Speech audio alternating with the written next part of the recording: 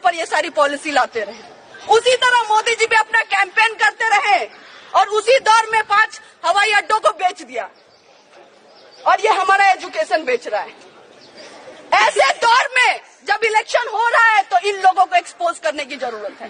ये जो RSS BJP के लोग हैं, हमें जो नेशनल एंटी नेशनल का डिबेट सिखा रहे हैं, हमें नेशनल बनने की बात बता रहे हैं, हम उनको कहना चाहते हैं कि हमारे जैसा लोग, हर एक इंसान हर एक घर में होता है, जो जेएनयू आने का सपना देखता है, जो पढ़ने का सपना देखता है, एक अच्छे भारत बनाने का सपना देखता है, उनको ये बताना चाहेंगे कि मोदी जी है तब मुमकिन नहीं है, शिक्षा है तब मुमकिन है।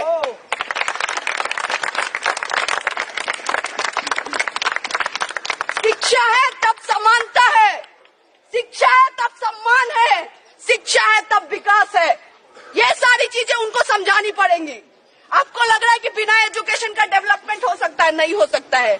आपको लगता है कि नौकरी पकौड़े तलना, आपके लिए साइबर सेल में काम करना ये नौकरी है, तो हम नहीं मानते इसको नौकरी। नौकरी वही होती है जो ऐसा प्रोडक्शन हमें कराए ताकि इस देश को आगे लेके जाए, ना कि हिंदू मुसलमान में लड़ाए।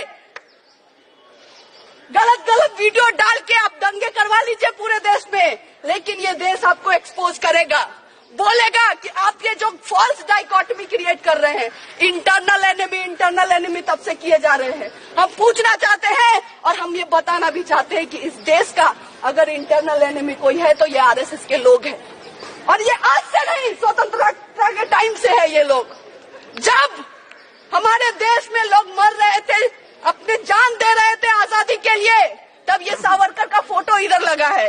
ये लोग ही ब्रिटिशर्स को लेटर लिख रहे थे कि हमें माफी दे दीजिए, और अभी ये बोल रहे हैं कि मृत्युंजय जीतेगा या फिर मृत्यु जीतेगा या सावरकर।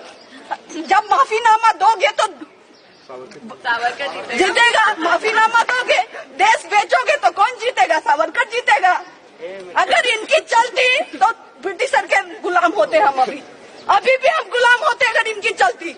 और इसीलिए फिर से एक बार ये दौर आ गया है कि एक ऐसे लोग हैं जो फिर से हमें गुलाम करना चाहते हैं, जो देश को बेचना चाहते हैं अलग अलग तरीकों से। हवाई अड्डे बेच दिया, लाल किला तक बेच दिया, लाल किला। और इसीलिए जब सब कुछ बेचने की बात चल रही है तो हमें बताना पड़ेगा कि हम भगत सिंह के जनरेशन से, जो हंगर स्ट्राइक भी किया, हंसते हंसते फांसी पे चढ़ गया, लेकिन अपनी लड़ाई चलाता रहा।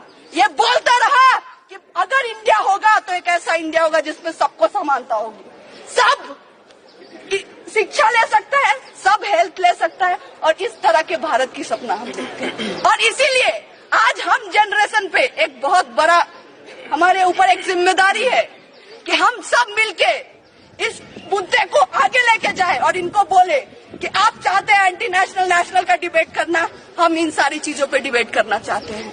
हम पूछना चाहते हैं कि हमारी नौकरी कहाँ है, आप बताइए, हमारा एजुकेशन कहाँ है, आपने कितने हॉस्पिटल्स खोले हैं, कितने नए यूनिवर्सिटीज खोले, ये सारी चीजें आप बताइए, वरना आपको ये देश का जनता उखाड़ फेंकेगा। ये हम उनको बताना चाहते हैं। और इसी के साथ ये बोलते हुए यहाँ पे इस वाइस चांसलर का पुतला हम दहन करेंगे, उसको जलाएंगे, क्योंकि वो रिप्रेजेंट करता है इस कैंपस में उस सोच को। और उसके साथ साथ इस जो आंदोलन को, यहाँ से जो आग जलेगी, उसको हम आगे लेके जाएंगे।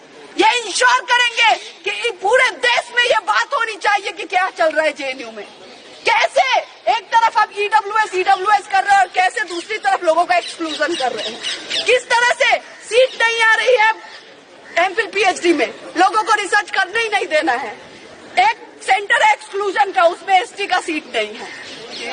इससे बड़ा एक्सक्लूजन क्या होगा? आप डेप्रीवेशन पॉइंट्स, जिसके लिए जेएनयू जाना जाता है, वहां पे डेप्रीवेशन पॉइंट्स खत्म कर रहे हैं। बीए लैटरल एंट्री, जिसमें बीए फर्स्ट ईयर में इंग्लिश में पूछते हैं, जो नहीं आ पाते हैं वो बीए सेकेंड ईयर में देते हैं, उनको वो बंद कर रहे हैं। और तब कर रहे हैं जब पूरा एसएल बोल रहा है कि हमें बीए लैटरल एंट्री का एग्जाम चाहिए। ऐसे दौर में जब ये सारी चीजें कर रहे हैं तो हमें ये समझना पड़ेगा कि हमारा जो एनिमी है उसको अब उखाड़ फेंकना है।